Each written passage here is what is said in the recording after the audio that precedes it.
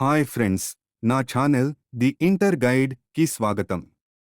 ఈరోజు మనం AP inter మొదటి సంవత్సరం మ్యాథమెటిక్స్ సబ్జెక్ట్ ఇంప్రూవ్మెంట్ లేదా బెటర్మెంట్ పరీక్ష మరియు సప్లిమెంటరీ పరీక్ష కోసం 8 మరియు 4 మార్కులకు సంబంధించిన ముఖ్యమైన ప్రశ్నల గురించి చర్చిద్దాం.